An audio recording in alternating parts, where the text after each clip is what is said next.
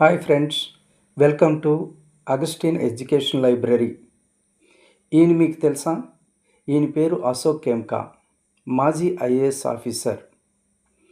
34 years తన సర్వీస్లో 57 సార్లు ట్రాన్స్ఫర్ అయ్యారు.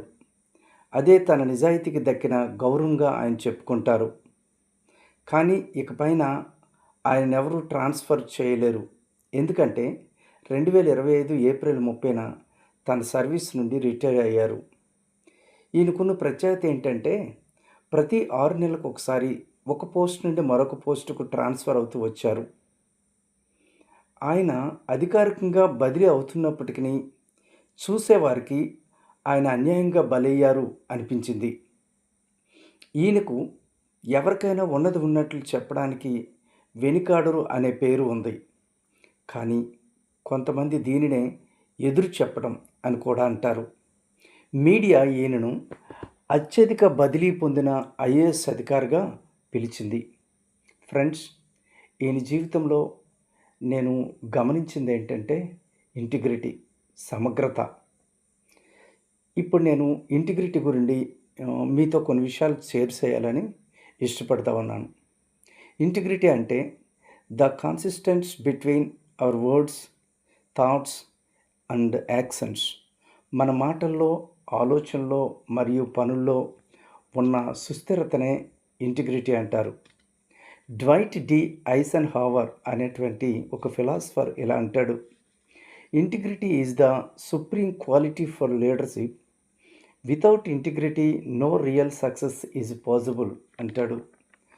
సమగ్రత లేదా ఇంటిగ్రిటీ అనేది నాయకత్వానికి అత్యున్నత గుణం. అది లేకుండా నిజమైన విజయం సాధ్యం కాదు అంటాడు. సిఎస్ లూయిస్ అనేటువంటి ఒక గ్రేట్ థియాలజియన్ ఇలా అంటాడు: integrity is doing the right things even though when no one is watching. ఎవరు చూడకపోయినా సరైన పని చేయడమే సమగ్రత లేదా సత్యనిష్ట అంటాడు. ఇంటిగ్రిటీ లేని జీవితం, పాలన లేదా సమాజం ఎన్నడూ స్థిరంగా ఉండదు అని, అది దీర్ఘకాలము మనుగడ సాగించలేదని డాక్టర్ బిఆర్ అంబేద్కర్ గారు చెప్పారు.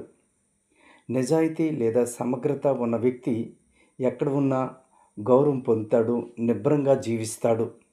దానికి ఉదాహరణ నేను మొదట్లో గుర్తు చేసిన ఐఏఎస్ అధికారి అశోక్ కెమ్కా. నిజాయితీకి ప్రతిఫలం అవమానం. ఆయన మాటల్లో ఈ విషయం చెప్తూ అంటారు: అవినీతి నా ఆత్మను క్షోభిస్తుంది. అవకాశం ఇస్తే అవినీతిపై నిజమైన యుద్ధం చేస్తాను అని ప్రకటించారు.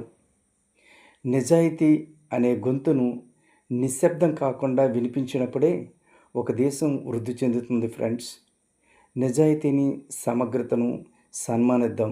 ఇది నా ఒపీనియన్. మరి మీరేమంటారు?